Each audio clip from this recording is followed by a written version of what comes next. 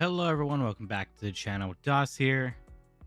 I apologize for the gap in videos. There's been quite a lot of stuff happening, but I want to take a little bit of break after my interview videos, which, by the way, thank you guys so much for the support, all the likes, comments, the views, and the new subscribers. I really appreciate y'all. I do want to say right here that series will be making a return. It's not going to be immediate. I'm giving myself and other creators time to rest and relax and enjoy the anniversary. But in the next few months, I'm going to be getting back down to it. So that's going to be very exciting. But for now, we have the next Survivor coming out this Thursday. Obviously, for the past week and a half, it's been Jason by Daylight. But we're getting our first Indigenous Survivor. So I'm actually really excited about that. I love having more representation and more like characters in Dead by Daylight to represent all walks of life. But today they released a blog post regarding the new Survivor, Shane Wiigwaas. So I wanted to go ahead and read through it. It's going to give probably some lore to him, and then we'll talk about his perks coming with them, which we did test in the PTB. They got some changes, but let's go ahead and read through this, shall we?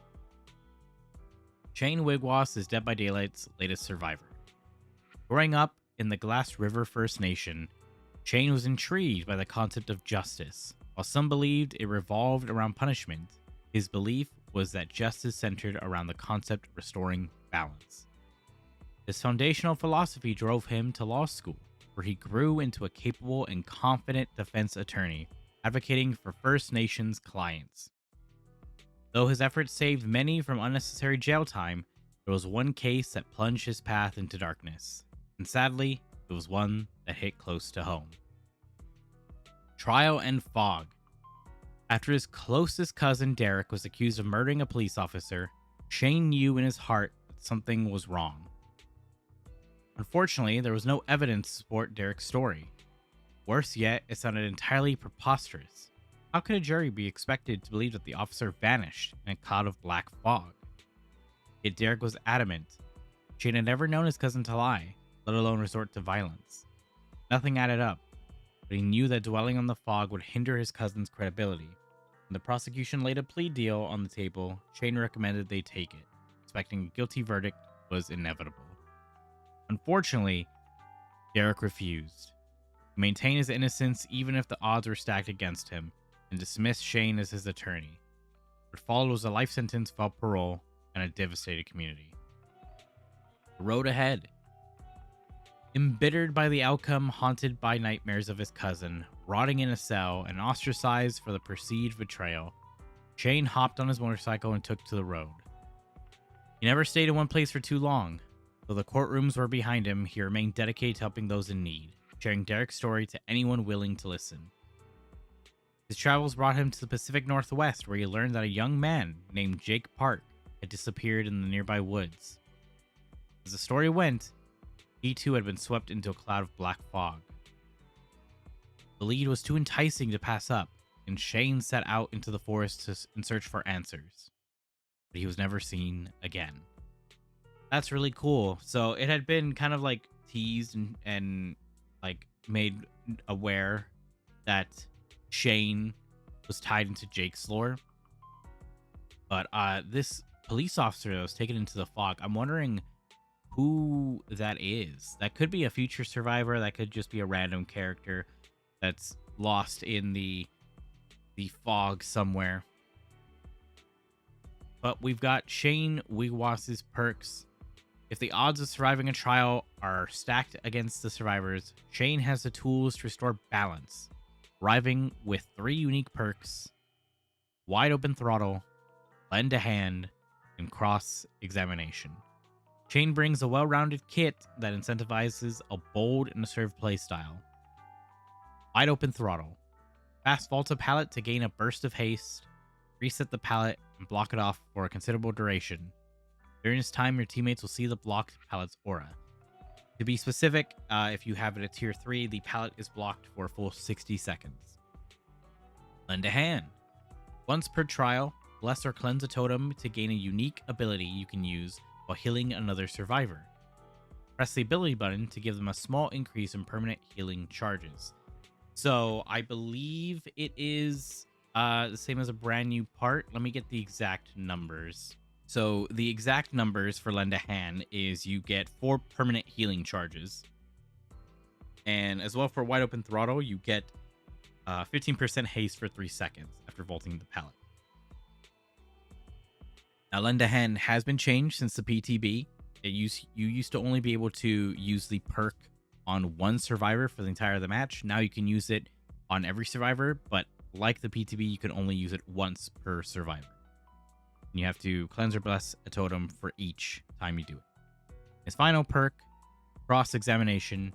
If you are in the killer's terror radius and not being chased, you will see a trail of the killer's light marks for a brief duration. If you follow the trail, you'll gain a burst of haste.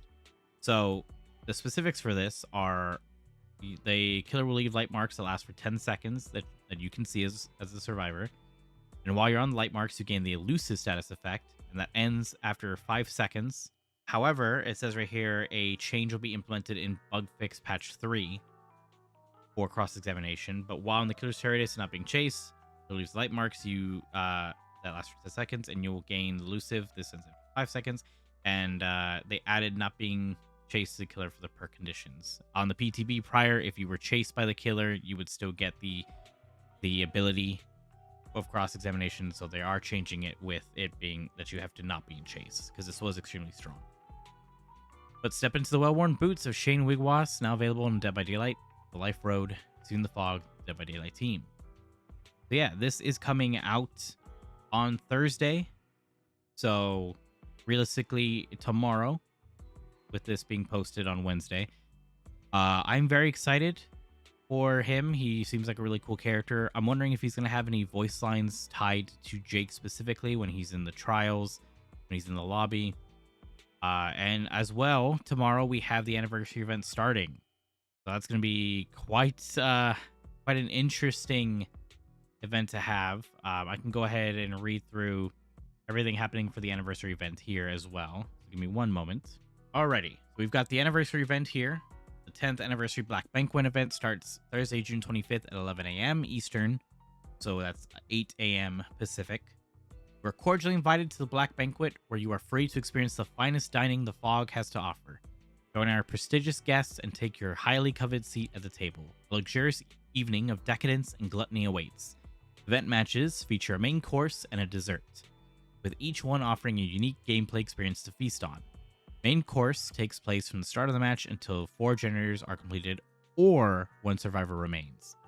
And the dessert is after the main course until the end of the match. Start of each trial, the menu of the day will be selected and dictate 3 effects that will persist throughout the match. A global effect that persists through the entire course, a personal effect granted to survivors dining on morsels found at dining carts, and a payoff effect for survivors that place enough morsels of food on banquet tables in the map. Killers gain a powerful poison that they can throw at survivors or secretly poison objects with. Poison limits survivors sprinting while it's active. And the 3 menus of the day with their themes are Stuffed Trotters, which gives you speed, Creamy Pasta, which deals with pallets and invincibility, Baked Camembert, gives you portals and invisibility. And then you can see the in-game details for more information once it goes live. I'll be honest, this seems more weighted towards Survivor. We'll have to see. We'll have to see what you can do as killer with the poison, stuff along those lines. But this is going to be an interesting event. There should be 2 separate queues as well. We should be getting an event queue and a normal queue. So if you don't really feel like doing the event, you can go ahead and play normal games. However, there will be challenges and there will be cosmetics to earn for the event. So you're probably going to have to do most of the challenges in the event to get the free cosmetics. But yeah, this event and the new Survivor should both be going live at 11 a.m. Eastern on Thursday. So I'm very excited for that. But let me know if you're excited. Let me know if you're going to be playing the anniversary a lot. I definitely am. Going to get those cakes. Going to get those blood points. Going to get a Sable as close to P100 as possible. But that's going to be it for me today. If you're new around here, hit that like button, hit that subscribe. I'd love to have you. And as always, hope you all have a good morning, afternoon, and evening. Goodbye, everyone.